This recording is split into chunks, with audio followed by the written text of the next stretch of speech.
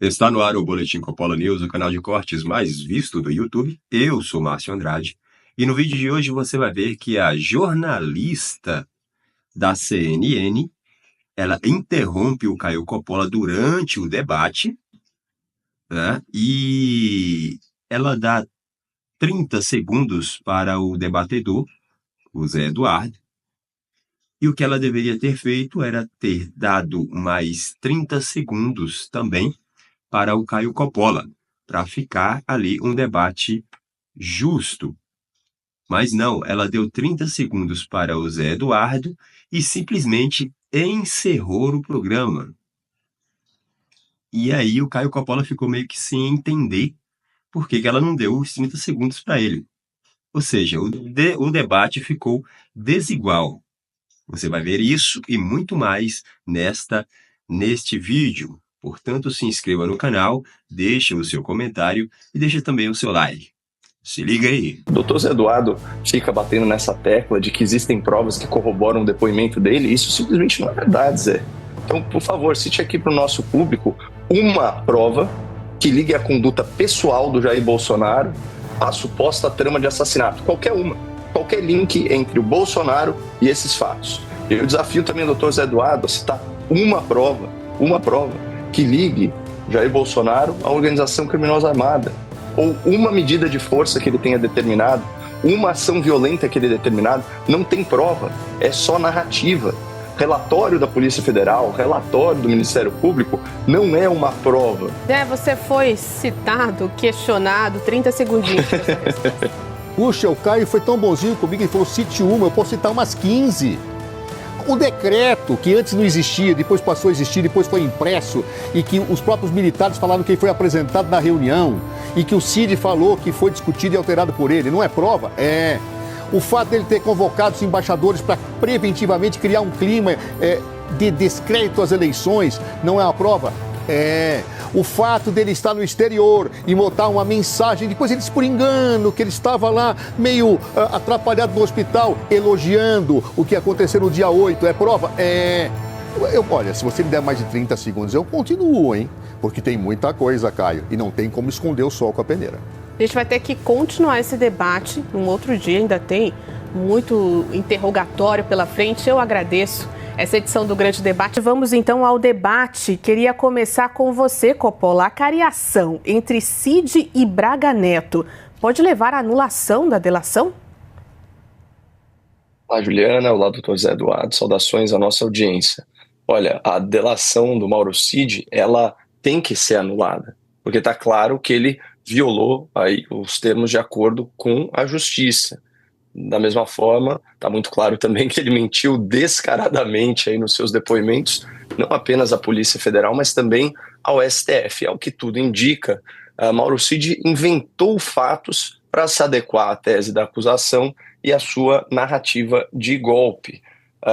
Essas matérias recentes da revista Veja e a vasta documentação, se não me engano, 50 páginas, foi fornecida aí pelo advogado de um dos réus, né, corroborando o conteúdo das reportagens especiais, deveriam ensejar anulação imediata da delação.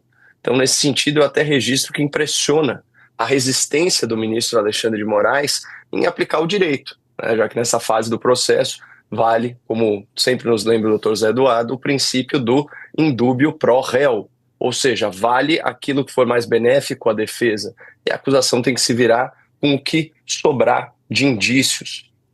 Ainda assim, né, pelo que eu vi aqui, o Moraes afirmou aí em decisão que o atual momento do processo é absolutamente inadequado para pedidos de anulação da colaboração premiada. O que não faz muito sentido. A partir do momento que se descobre, sem sombra de dúvida, que a prova ou que a fonte de prova é nula, ela deve ser extirpada do processo sob pena de contaminar ainda mais o juízo, contaminar ainda mais o julgamento do caso. Aliás, numa observação lateral, se a gente analisar de forma bem detida, essa é a única prova documental definitiva desse processo todo, né, que são imagens, selfies, prints, mensagens, áudios, comprovando aí que o Cid descumpriu seu acordo de delação, se sentiu coagido pelas autoridades, mais uma vez a mensagem nesse sentido, e até coisas mais anedóticas, como o fato de que ele não confia no seu próprio advogado, se referia a ele como Joe Biden, aí uma alusão à senilidade, à letargia, esse tipo de coisa.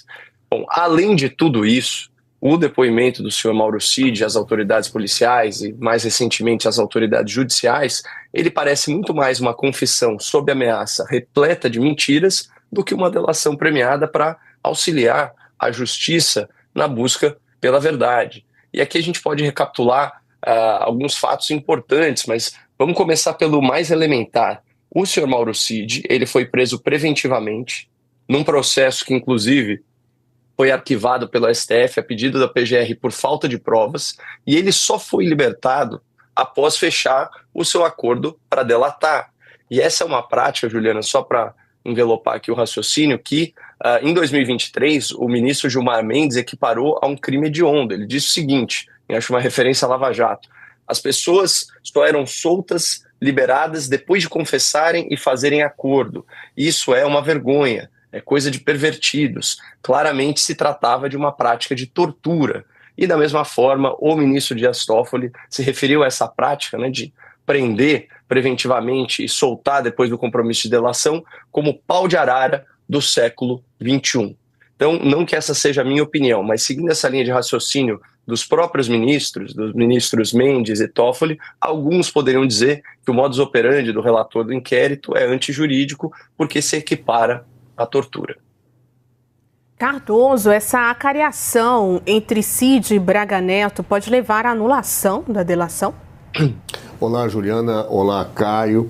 Bom, primeiro eu queria fazer uma distinção conceitual. Uma coisa é a anulação, outra coisa é rescisão da delação.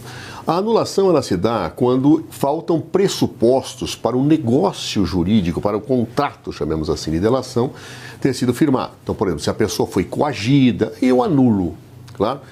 O que me parece que está mais se falando nesse momento é rescisão. É quando a pessoa descumpre condições. Então ela mente, ela omite dolosamente fatos, etc. Bem, feita essa separação, vamos analisar. É perfeitamente possível que ele tenha descumprido, sim, condições. Quando, por exemplo, utilizou redes sociais. Claro. E outras situações que terão que ser analisadas pelo judiciário. Isto, porém, em nada invalidam as eventuais provas produzidas a partir daquilo que ele falou e podem ser utilizadas inclusive para a sua condenação. Então, portanto, uma coisa é uma coisa, outra coisa é outra coisa. Ou seja, quando eu tenho uma rescisão, efetivamente, o que eu tenho? Ele desrespeitou condições. Ah, tá bem se ele desrespeitou condições, então o que ele vai perder? Vai perder os benefícios da delação. Mas as provas que efetivamente foram produzidas a partir da delação podem até ser utilizadas contra o senhor Cid para uma condenação dele. Porque senão seria uma coisa completamente irrazoável. Ou seja, eu tenho uma produção de provas a partir de uma informação que no momento em que é feita ela é legítima. Ah, ele descumpriu, ele omitiu alguma coisa, ele cometeu outros crimes que não falou, ele... Bom, muito bem. Ah, então eu vou rescindir. Sabe aquela vantagem que você teria por fazer a colaboração premiada? Sabe o prêmio? Você foi embora.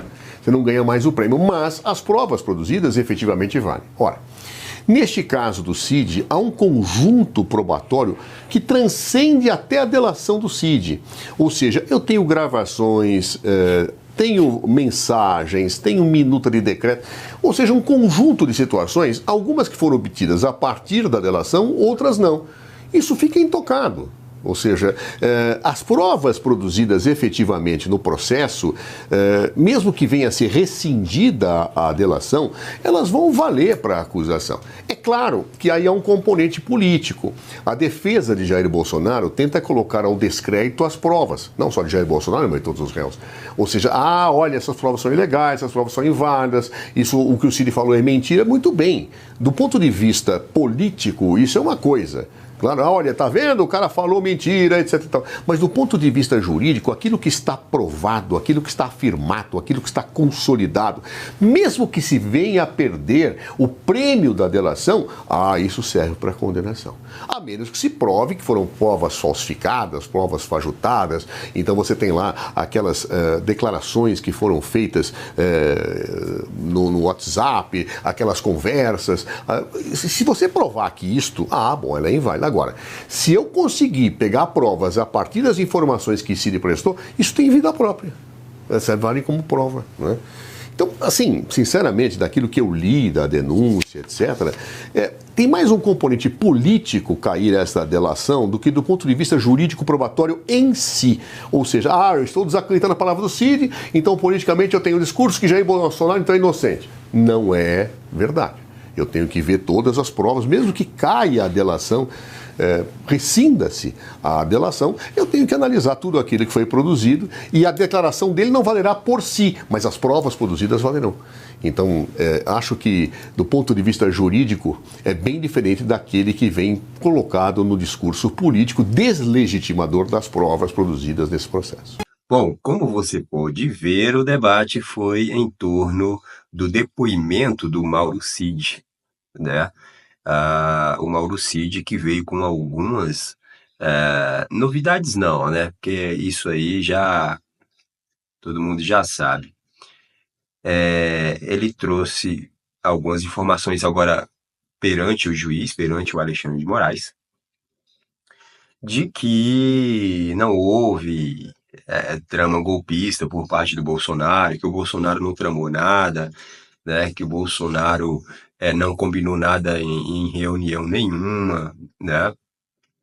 E que o Bolsonaro, o tal da, não sei se dá documento lá da minuta, ou qual documento foi, que o Bolsonaro fez uma alteração. O Moraes pergunta para ele se o Bolsonaro havia feito uma alteração. Ele disse para o Moraes, ele respondeu para o Moraes que o Bolsonaro de fato fez uma alteração e que